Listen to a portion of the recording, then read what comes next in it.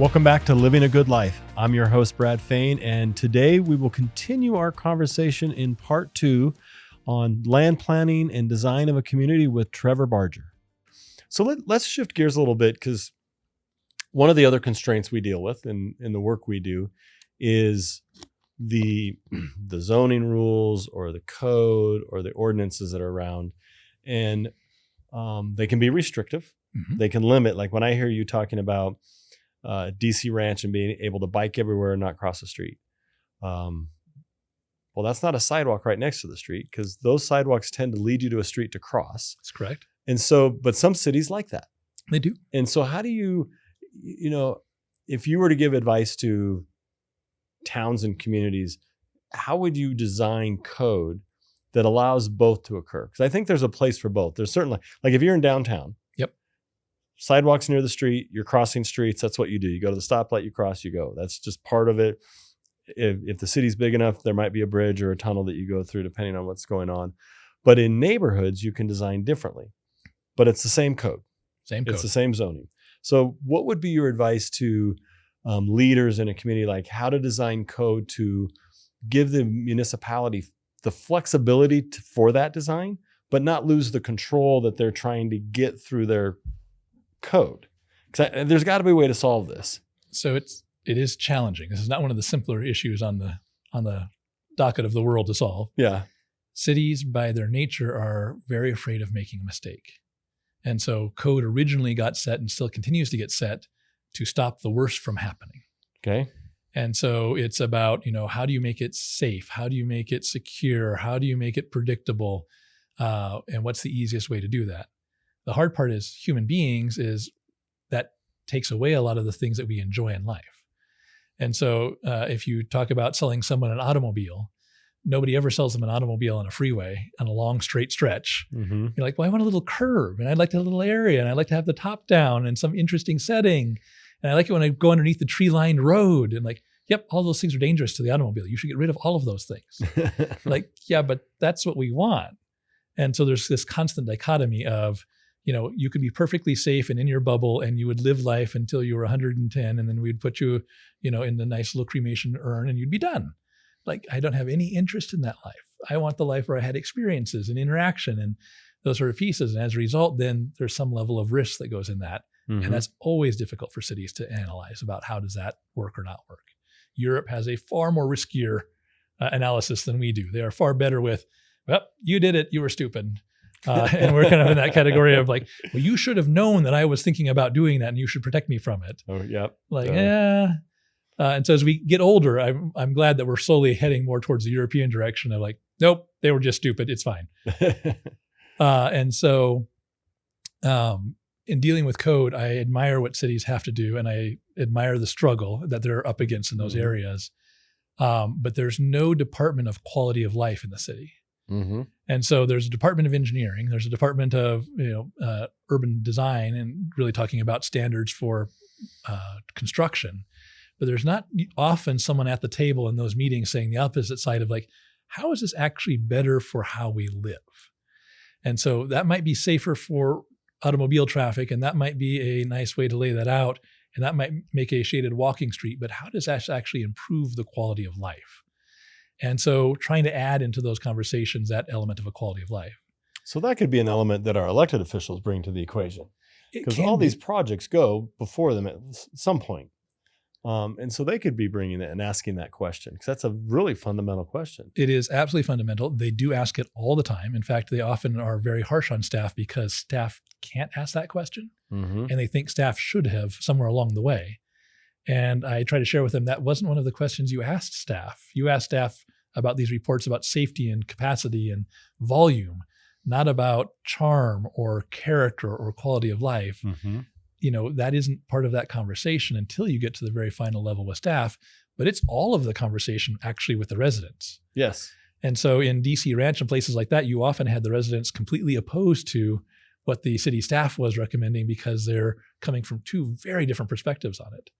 In DC Ranch, we were only able to do that because the city had zoned all of the Corrigan-Marley family's property open space.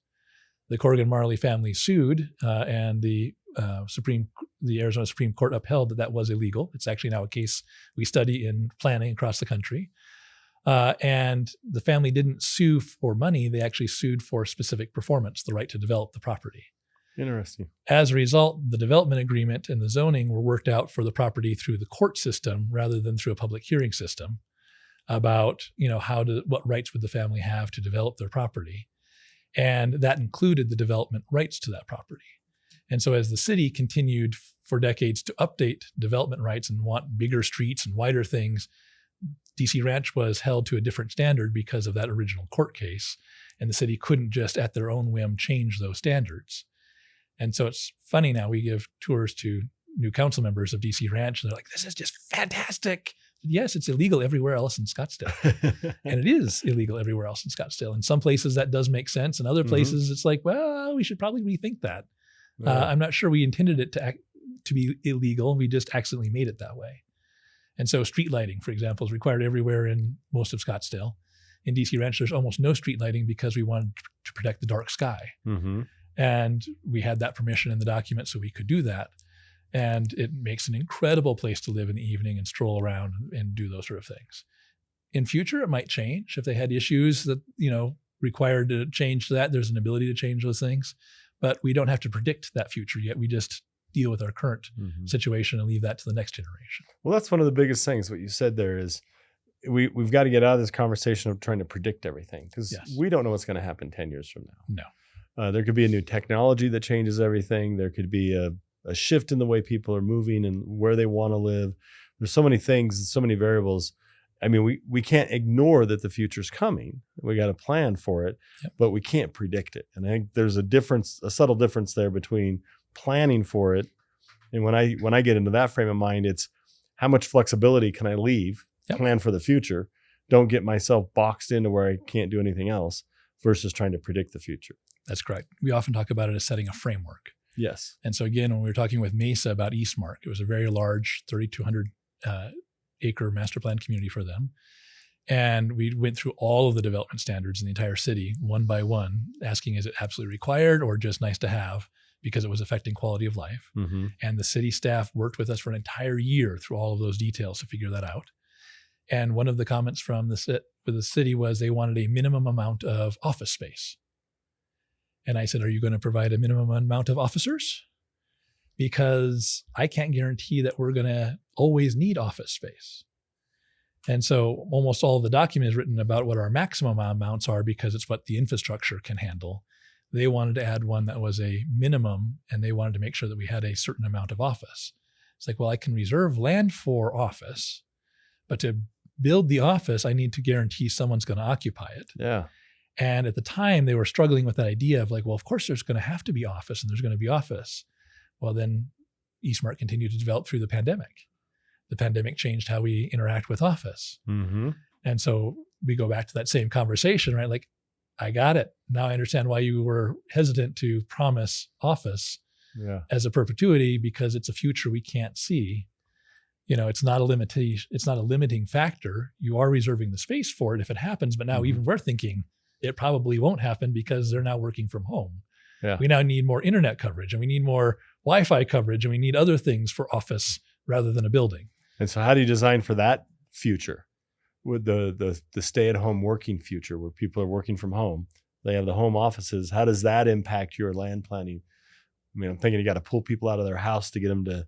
We need the social engagement as humans. Yes. I mean, we're social creatures. Yes. And if we're all working from home, we're losing an element of that social aspect of life. So does that impact your design? So I would say if we're all working alone at home, that is what you're talking about from working at home. But we could also be working from home together. Yeah. And so in Eastmark, for example, the zoning allows for home offices where you can actually have staff members come. And so you can have a remote setting where you can have a meeting in your dining room. Okay. And you can have folks arrive to your dining room to have your office meeting. And so it blurs a line a little bit more from our post-war effort of saying this is a house, and the only things that happen in a house are dinner and sleeping and raising kids. And this is an office, and this is the only thing that happens in an office. And this is retail, and this is the only thing that happens in retail. And saying, in the future, I'm not sure those are all going to be so clear.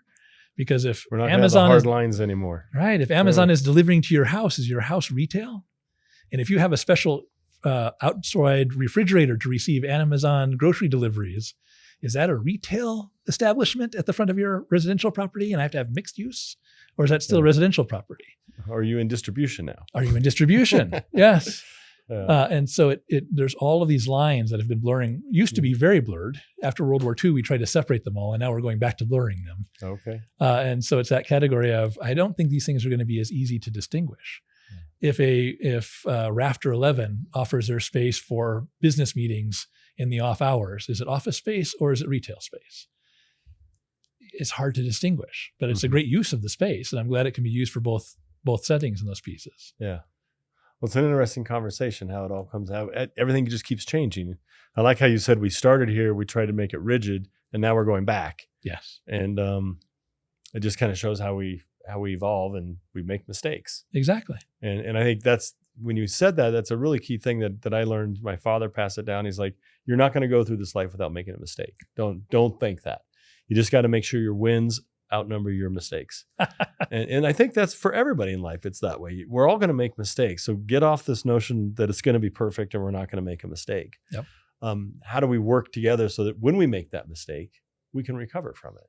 And we have the flexibility to, okay, this isn't working. You know, how are we going to change it? Like if an office space isn't working because of the pandemic, some people have tried to make it living spaces. They keep trying to change it, but how do we design so that flexibility is there? So in Eastmark, that was pre-designed, where we said all of those uses automatically have the right to change. And so the lines are blurred more in those settings. We give very broad uses to each of the categories of land use that are allowed there. And so if the grocery store goes out, it doesn't have to sit there vacant for 10 years while you're trying to figure out what does the community want to do with the next one? What else could we put in there? It's also allowed to be a church and a warehouse and a whole list of things.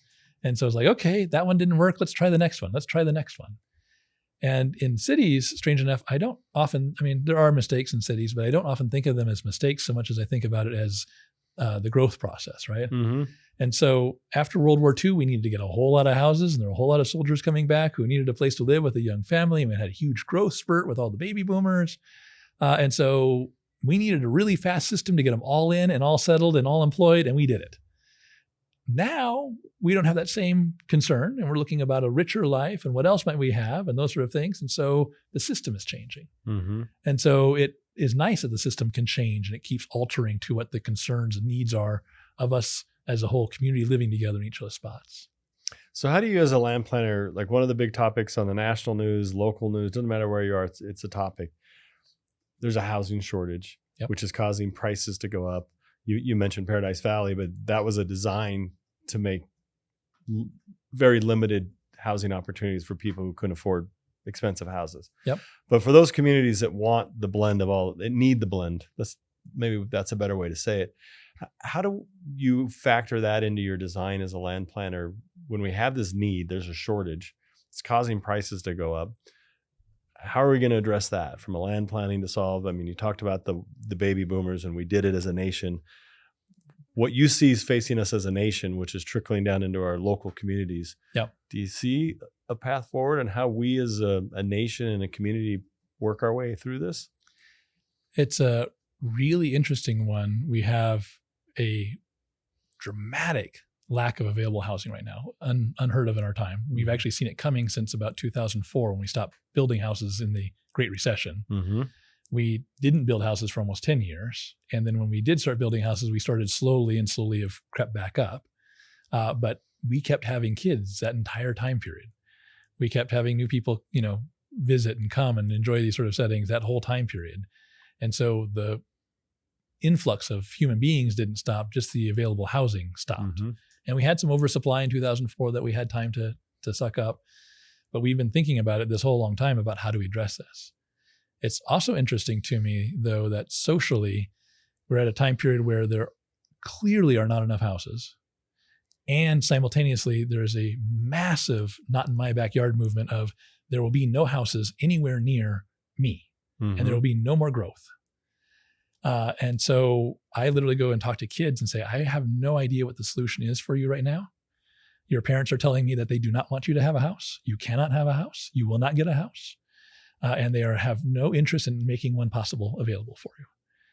And we have this conversation over and over again. And it's a noticeable lack of hope on the kid's side of there is not going to be a possibility of having a house. Mm-hmm. Home ownership, the American dream. Even if it wealth. wasn't a home ownership, even a place to rent is becoming outside of their ability to afford because there are so few available that they go to those who can afford them. Mm-hmm. It makes it really challenging. We have areas now that are closing, just in Flagstaff, and I'm hearing that they have restaurants closing because they can't get any help.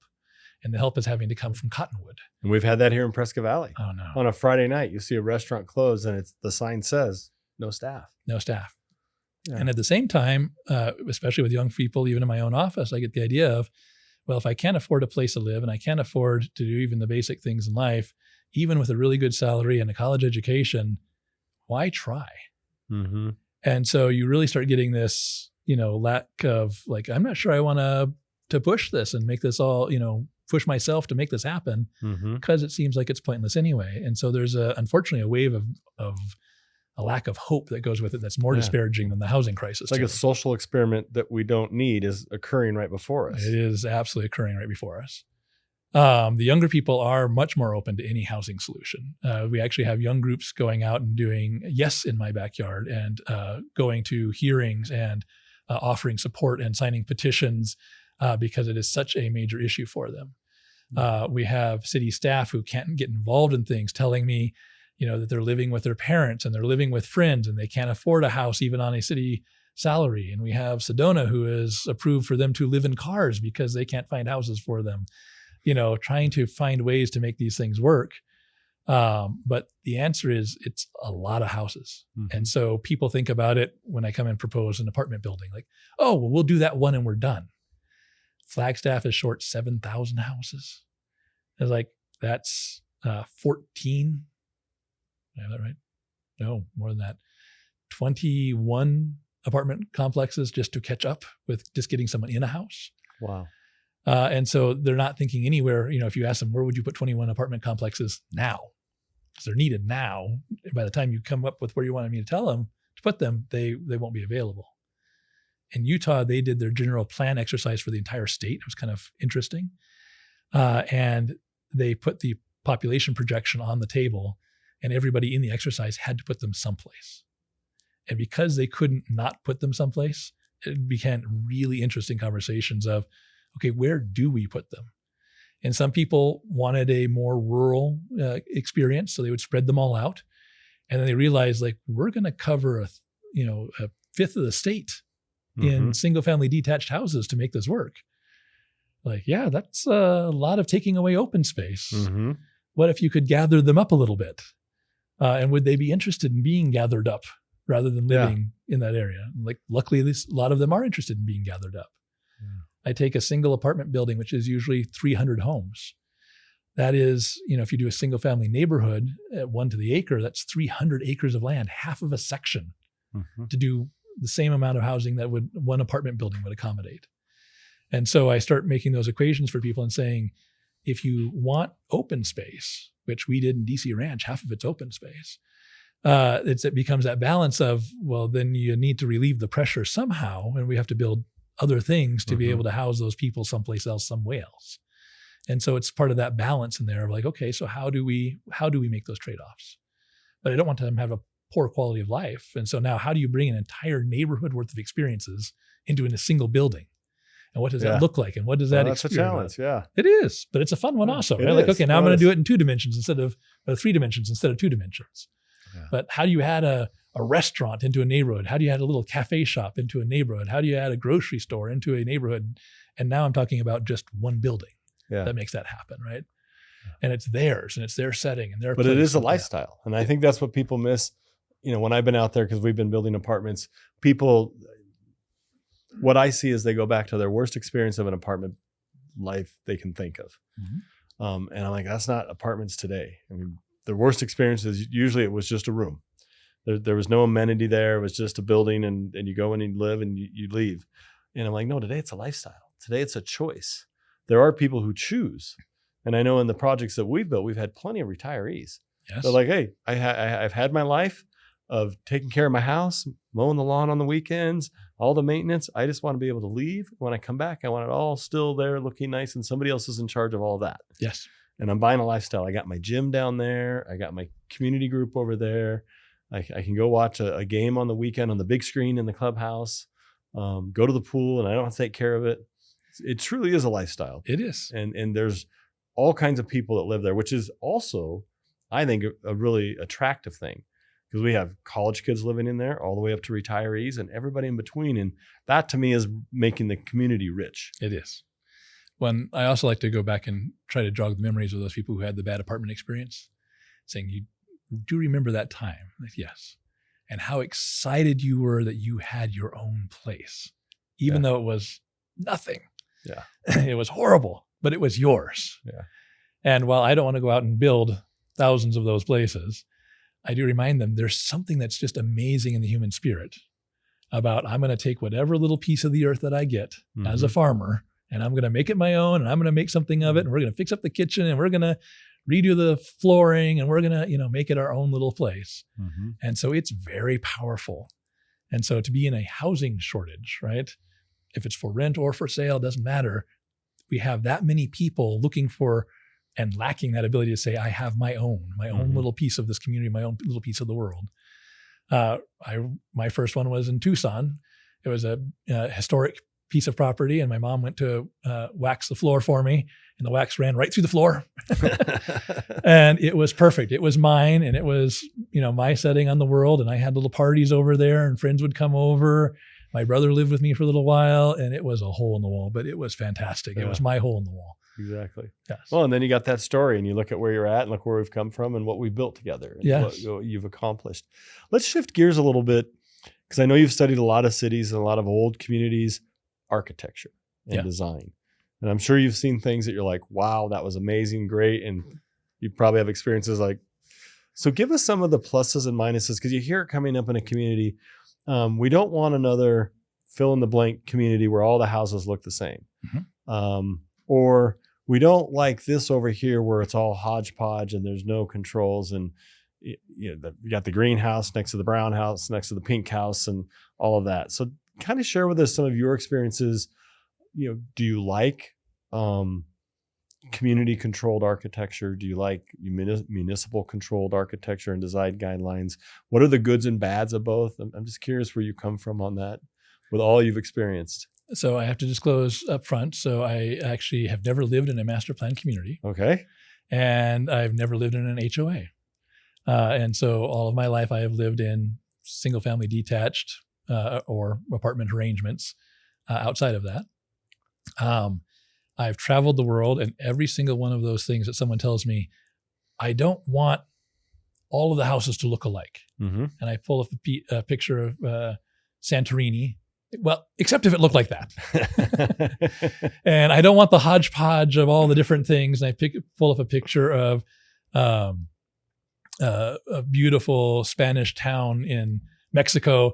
Like, well, except if it looked like that. And that's so kind of like, I don't want any more growth except for a Trader Joe's. We'll take that. It's kind of the same. It's the same piece. And It's just so hard. And it sounds like it's something that'd be easy to make rules around. But it's very, very challenging to make rules around that get you anything other than very bland. Because what the rules, again, are usually in place is to stop the very worst from happening. And so in one of the communities, the HOA rules, for example, the design guidelines, the architectural rules, say that you may only have the holiday lights up for 2 weeks before or 1 week after, and it may only consist of one strand around the eve and one strand or one wrapped piece of foliage in the yard. Very specific. And ideally, then every single house has it on the eve, and every single one has one tree in the front yard that has it wrapped, and it's very picturesque. Martha Stewart would love it. However, one of the streets in the community has a whole street full of people who love to go gangbusters with the holiday lights. That the house. Griswolds would be impressed. Yeah. No, not the house. The whole street. The whole street. Awesome. They've talked everybody into it. It's a fantastic thing. Everybody walks in the neighborhood to see the street every single time. People pulling wagons in a continuous line with kids in the wagons through the arch across the road, across the sidewalk. And as you can imagine, it's the hardest thing because the HOA has these rules and the rules are in place. but this street. And so trying to convince them, like, we could have an exception in the HOA rules for this street, since everybody on the street seems fine with this exception. Why don't we make that happen? And it has been the hardest thing for them to be able to make their own exception to it. And so that's the challenging thing with the architecture, is you want it to not be horrible, but at the same time, you want it to have interest and excitement and diversity to it. And so there's a museum in New York that Frank Lloyd Wright designed, the Guggenheim. And it's renowned because it's this big spiral that comes down. It sits right on Central Park. It's a beautiful building still today. It's like, well, of course, because it stands out from every single other square box building surrounding it. All the square box buildings, by the way, went through architectural review and followed it. Frank Lloyd Wright fought the architectural review committee for, I think, 15 years to get the permission to build the building, with the weight of the Guggenheim family supporting him in that. And so if he didn't overcome the architectural rules in place, we would not have the Guggenheim Museum in New York. And so it's a hard thing to try and control and dictate into place. And I get that we don't want to live next to the pink polka dotted house. Well, do you see though, like over time though, because Prescott has two of those streets. Yeah. Mount Vernon. Okay. Oh yeah, of course. And Park Avenue. Yep. I mean, Halloween is, people from all over the state come there for Halloween, and all over the community, they want to walk. The kids want to walk there because it's the best candy, and everybody does it. In fact, on Park Avenue this year, one home, they're building like a maze or a haunted house out front. I mean, they're all in, and it's Did the they whole get permits street. for that? I don't know. I'm not going to ask. And there's the same for Christmas, and they go all in.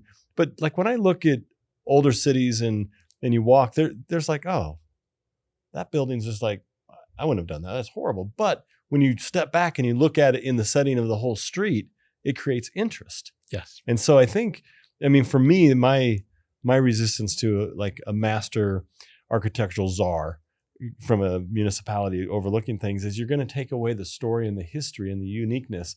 And yeah, not everything's going to be perfect, but you can kind of go through and like, oh, that's Prescott Valley in the 70s. Oh, there we were in the 80s. Everything kind of changed. And it tells a story. It does. And it tells our story. Yes. But if you start to make everything monolithic and the same, what's the story? I mean, I guess the story is control. It is. Again, it comes, I think, from fear of you don't want the bad one. Yeah. And it's like, but the bad one is different to different people about what the bad one is. And at the same time, it's that ability we also sort of tease of, we only want the pretty people. Don't give us any of the ugly ones. Yeah. And like, but it's all of the people that make up life and make it so interesting and so fun. I tease when I go to California, it's like, I don't understand how they enforce the pretty people only rule, but they seem to have it down here. But it isn't, I mean, other than to stay for the week, it doesn't seem that fun to me. Yeah. And so then, how do you bring it all together? So if there is that one that you don't like, then it offers this opportunity for the whole community to start having this conversation about, well, how would we change it? How would we work together? Can we have a conversation with them? Yeah. What would make that interesting? What would make that part of the scene, right? And how does that become the thing? And I think about the Hunchback of Notre Dame, right? Like, okay, that's the non-pretty people. Yeah. And it's this entire wonderful story that's around this whole character that exists in this piece that has a broken life and a broken body and, actually becomes one of the main institutions of the city. Yeah, it is interesting. And this is just a fascinating conversation because, and the reason why I wanted you to come on the show is just, I don't think people know all the effort and work and thinking that goes into design. It's not just, how do we jam as many houses in there as we can? This is what the landowner wanted, so this is what we're doing. There is a whole human element. There's a whole social experiment, if you will, going on. Where are we at in 2024 in this human experiment that's been going on forever? And what design do we need now? And 10 years from now, it'll probably be different. Yes. And it's just a fascinating conversation. And I thought it'd be so, if people could understand it, I just feel like they would come to the table with more curiosity.